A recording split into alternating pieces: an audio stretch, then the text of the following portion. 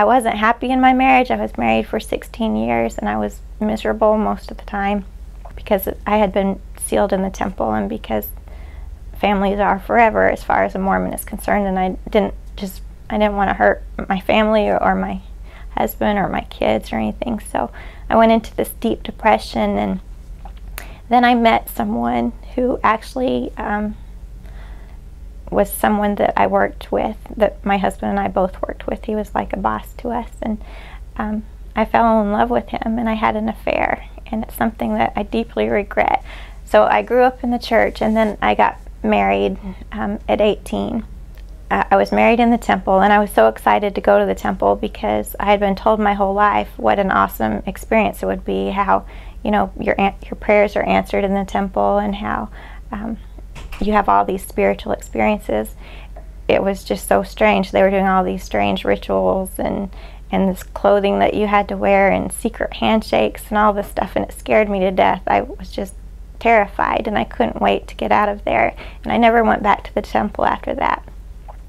And I think I had a lot of guilt most of my life because of that, because as a Mormon, being in the temple and doing temple work is what helps earn your way to salvation, and my experience in the temple was horrible, and I never wanted to go back. And I went through a period of depression, and the doctors put me on all kinds of medication, antidepressants and Xanax to help me sleep, and a lot of times I would take my kids to church by myself, and I wanted to feel God in my life, but I just didn't, and I didn't feel connected to my husband. I thought, you know, he was the priesthood holder and that he should be the head of the family, and he didn't seem to care much about the church. So I think that caused a lot of problems in our marriage.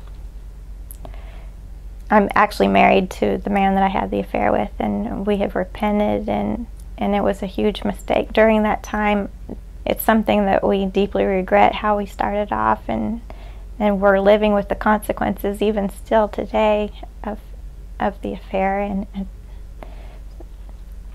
But I'm as bad as it has been, and as much pain as it has caused everyone involved, I'm thankful I met him, because if not, I might still be trapped in Mormonism. Really, I mean, it sounds crazy, but I fell in love with him because I felt the Spirit of God. He was a pastor, but he was our power team leader. We were in a network marketing company, and he would give the presentations, and he would talk about God during he's been in marketplace ministry, and I could just feel the presence of God. He was so anointed as he spoke, and I had never been around Christians, really. I was surrounded with Mormon family and friends, so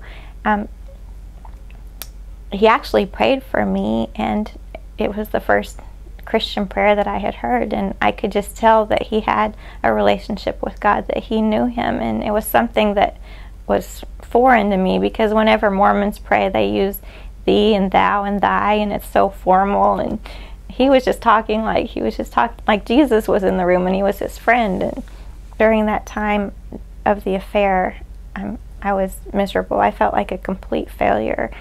That was one of the lowest times in my life, but it was also, I learned during that time that I couldn't depend on myself. I couldn't depend on my family. I couldn't depend on the man that I loved. The only person there for me was God. And I think that God allows us at times to make mistakes and to hit rock bottom so that we will look to Him. Once I left the Mormon church and started reading God's Word and listening to Christian music and going to Christian churches, I started feeling God's presence in my life. I developed a personal relationship.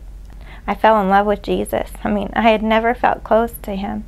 And once I learned about His love for me, and that it's not all about what I can do for Him, but it's what He has already done for me, I just started feeling close to Him. And I started noticing, that He would answer my prayers, and my whole life began to change. I became a new creation in Jesus. And it wasn't until I came out of Mormonism that I got rid of all of the medication and all of the depression. It's like all of that stress that I felt and just melted away. in Utah, they have one of the highest suicide rates. There's a lot of Mormons in Utah, and they have the highest rate of antidepressant users, and it's because in the Mormon culture, you're just expected to be perfect. You know, there's no room for sin, there's no room for mistakes, and you have to just, you're just exhausted. You do it out of like more of an obligation than out of love and out of just wanting to please God. How great the love of Jesus Christ.